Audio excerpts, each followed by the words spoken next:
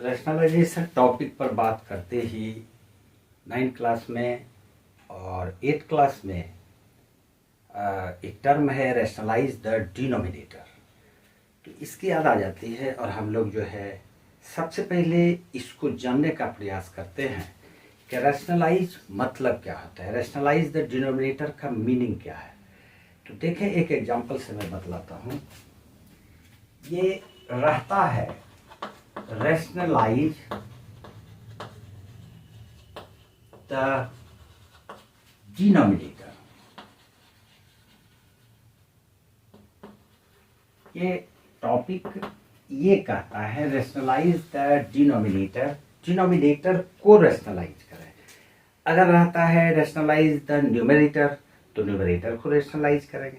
तो रैशनलाइज क्या है? रैशनलाइज मतलब हुआ, सीधा सीधी इसको याद रखें कि अगर डिनोमिनेटर को रैशनलाइज करने कहता हो तो डिनोमिनेटर का मतलब जो फ्रैक्शन हमको पी बाई क्यू के रूप में दिया हुआ है, तो ये जो डिनोमिनेटर है इसमें जो रूट है, स्क्वायर रूट होगा, उसको हटा देना है।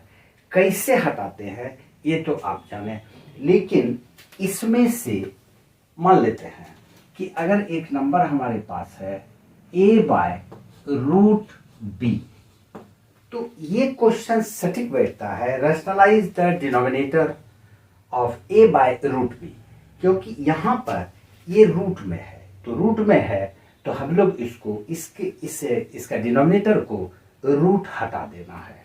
ये टॉपिक है, कैसे हटाते हैं हम लोग बात करेंगे। नमस्कार स्टूडेंट्स, आप अच्छी तरह से ये टॉपिक को देखिए। Standard 9 CBSE, ICSE, state board, कहीं भी ये हर बुक में, हर स्टैंडर्ड में, हर बोर्ड में ये रखा गया है इस टॉपिक को। तो ध्यान से देखें और इसकी बहुत ज़्यादा यूज हमको आगे के क्लासेस में भी होता है। तो चलते हैं हम लोग रैशनलाइज कैसे करते हैं। मान लेते हैं एक एग्जांपल हम लोग ले लेते हैं 1 बाय रूट 2। अगर इसको रैशनलाइज करने दे दे तो नीचे में जो यानी डिनोमिनेटर है उसका रूट हटाना है। तो सिंपल बात है, सीधा तरीका याद रखें कि जो नंबर नीचे है रूट के साथ, उसको हम उसी नंबर से ऊपर और नीचे मल्टीप्लाई कर देते हैं। कोई अंतर नहीं पड़ेगा। अगर किसी भी फ्रैक्शन के न्यूमरेटर और डिनोमिनेटर को सेम नंबर से मल्टीप्लाई कर दिया जाए तो there will be no effect in the fraction. तो अब हम लोग इसको लिख लेते हैं root 2 into 1 root 2 by root 2 into root 2 का होल स्क्वायर, और ये फिर आ जाता है रूट 2 बाय किसी भी नंबर का जो कि स्क्वायर रूट में है। अगर उसका स्क्वायर करेंगे तो हम इसको सीधा स्क्वायर रूट हटा के लिखेंगे। आइंदा इस बात को ध्यान रखोगे तो हम लोग इसको 2 लिख देंगे। यही रैशनलाइज है। रैशनलाइजेशन करने का तरीका यही है कि अगर नीचे में कोई डिनोमिनेटर है, स्क्वायर रूट में है, तो उसी नंबर को ऊपर नीचे यानी न्यूमरेटर और डिनोमिनेटर को सेम नंबर से मल्टीप्लाई कर दें, नीचे वाले स्क्वायर रूट को हटा दें, रैशनलाइज्ड हो गया। ठीक, एक एग्जांपल दूसरा देते हैं।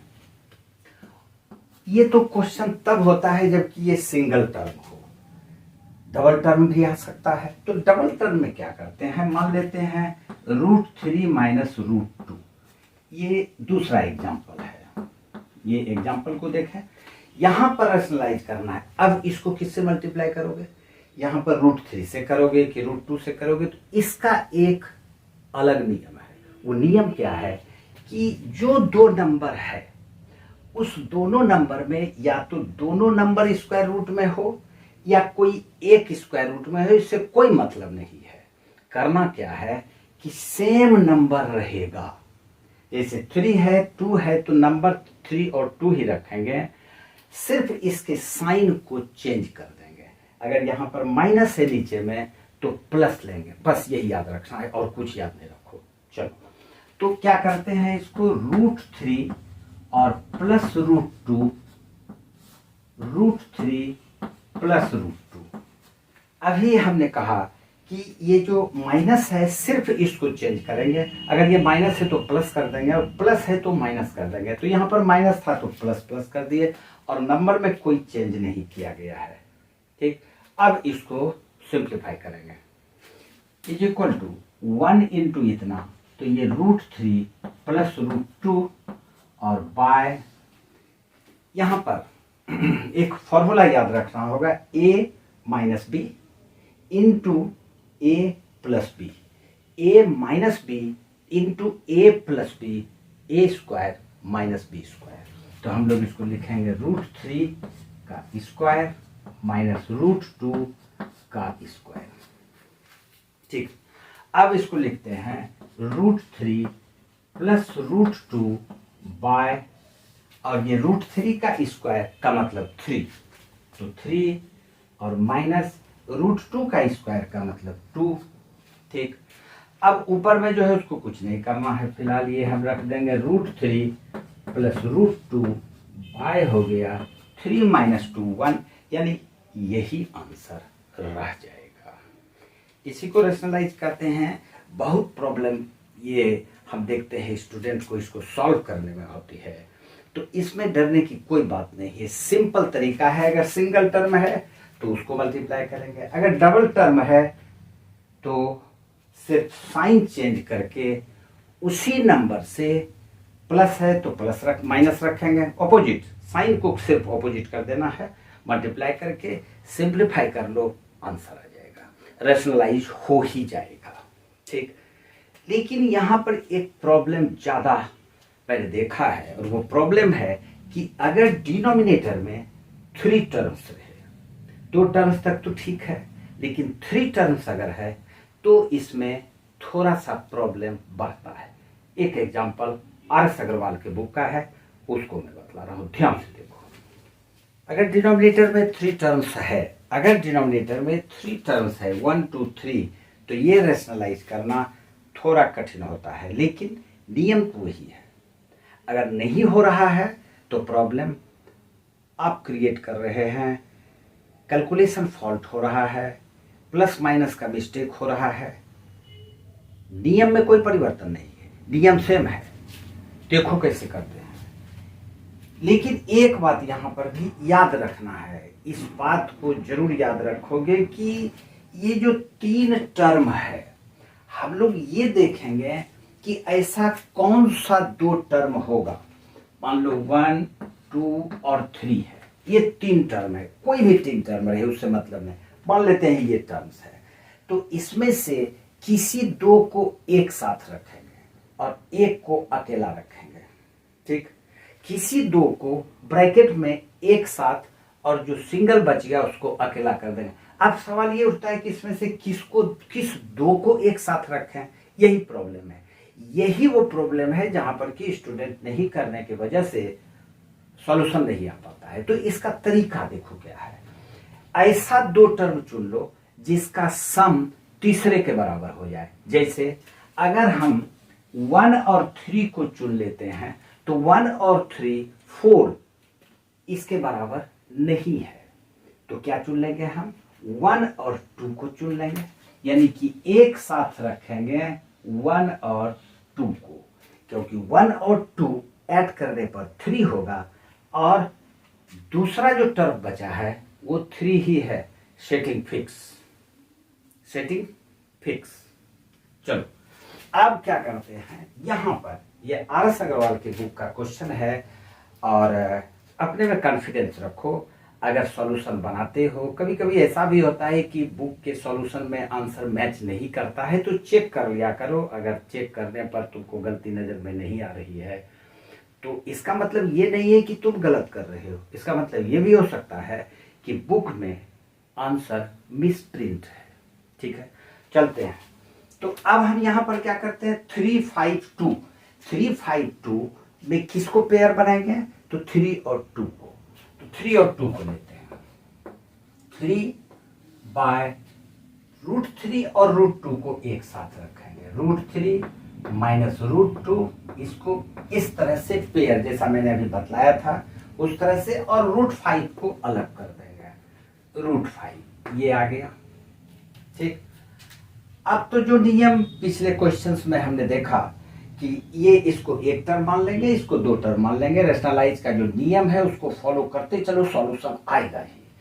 तो यहाँ पर इसको ए मान लेते, ये बी मान लेते, तो ए प्लस बी के फॉर्म में है, तो मल्टीप्लाई न्यूमरेटर और डिनोमिनेटर को ए माइनस बी से करेंगे, यानी मल्टीप्लाई हमको करना है √3 माइनस √2, ये ए हुआ, और यहाँ प्लस है तो माइनस से मल्टीप्लाई करेंगे, इसको ब्रैकेट में रख लो इस तरह से, ठीक। अब फिर नीचे भी हम लोग लेंगे, इसको भी ब्रैकेट में रख लो और लिखते हैं √3 माइनस √2, ये ब्रैकेट, और फिर ये जो माइनस रखे हैं यहाँ पर माइनस √5 और फिर करली ब्रैकेट, इस तरह से इसको पैक कर देंगे, ठीक। अब इसको सीधा लिखते हैं 3 इंटू √3 माइनस √2 माइनस √5। अब इसको सिंपल एक ही ब्रैकेट में रखते हैं, क्यों करली और स्मॉल रखेंगे, सिंपल रखो, बाय यहां पर a plus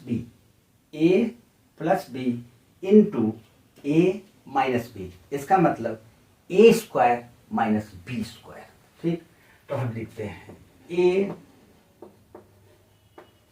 a² minus B के जगह पे √5, तो √5 का स्क्वायर, सेम नियम चल रहा है, कोई कहीं पर तब्दीली नहीं है।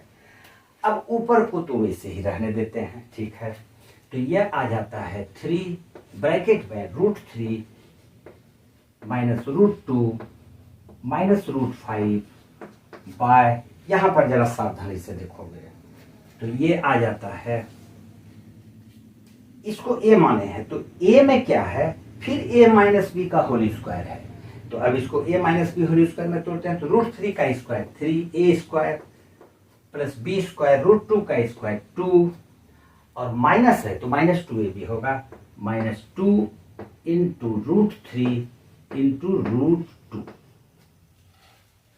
a² plus b² minus 2ab लिख दिए, a² ये वाला हो गया खत्म। अब माइनस √5 का स्क्वायर 5, तो माइनस 5 लिख दिए, ये क्लियर हो गया।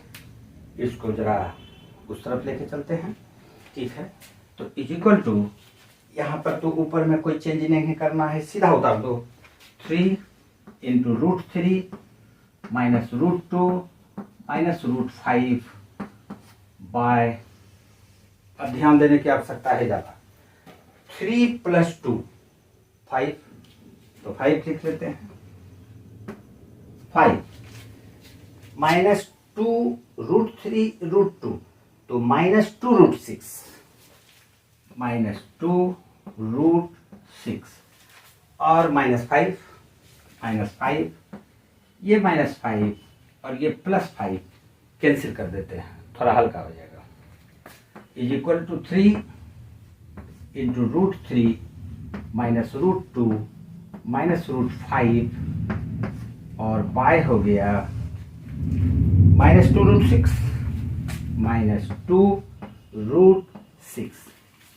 अब ये जो रूट में 6 है, ऊपर भी इसी से मल्टीप्लाई करेंगे और नीचे भी इसी से मल्टीप्लाई कर देंगे, तो हम लोग लिखते हैं √6 और नीचे भी √6, कोई नया चीज नहीं किए हैं।